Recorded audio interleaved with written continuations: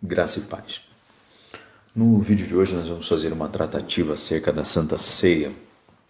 A Santa Ceia, presidida pelo nosso Senhor Jesus Cristo, ainda nos Evangelhos, nos mostrando que Jesus reúne os seus discípulos e celebra a Santa Ceia. Ele pega o pão como simbologia do seu corpo, bate entre eles e toma o sangue como simbologia do seu sangue, o vinho como a simbologia do seu sangue e reparte entre eles. Tomai e bebei em memória de mim, até que eu venha.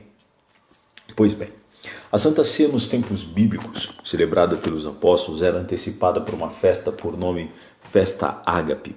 Festa é onde essas pessoas, os ricos e os pobres, poderiam se reunir uma vez a semana para poder se confraternizar. A oportunidade daqueles que não tinham de poderem se alimentar e a oportunidade daqueles que tinham posses de poder ajudar os seus irmãos. Pelo menos uma vez por semana as pessoas se reuniam para tomar a Santa Ceia e se reuniam também os ricos e os pobres.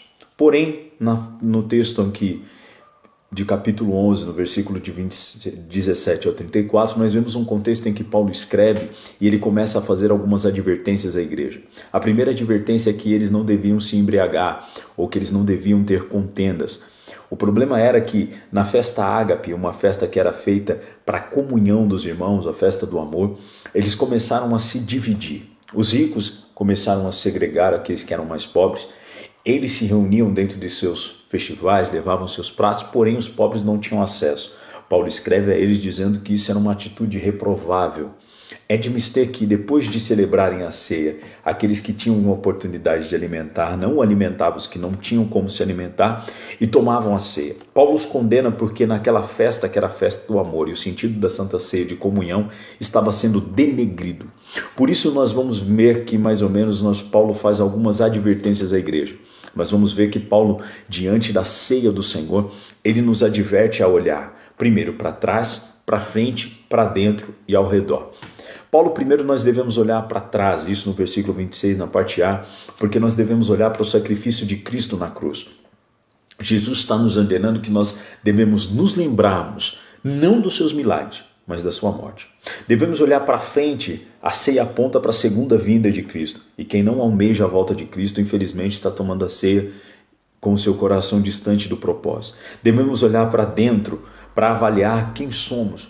Por isso que Paulo nos diz, examine-se o homem a si mesmo e coma. Paulo não está dizendo para deixar de comer. Você não deve fugir da Santa Ceia por causa do pecado. A mesa da Santa Ceia é o lugar de inclusão e não de exclusão. Ela é o instrumento da restauração da cura e da reconciliação. É o momento em que devemos aguçar os nossos sentidos e fazê-lo de forma que o nosso coração esteja arrependido de verdade para voltarmos ao Senhor. Em quarto, nós devemos olhar ao nosso redor, porque nós temos que entender que é um momento de comunhão. O que é participar da ceia indignamente? Leon Morris diz no seu livro que todos que participam da ceia são indignos, pois ninguém jamais pode ser digno da bondade de Cristo para conosco. Ele continua dizendo que mais um outro sentido podemos ser dignamente, isto é, com fé. Participar da Santa Ceia indignamente é assentar-se à mesa de forma leviana e refletida.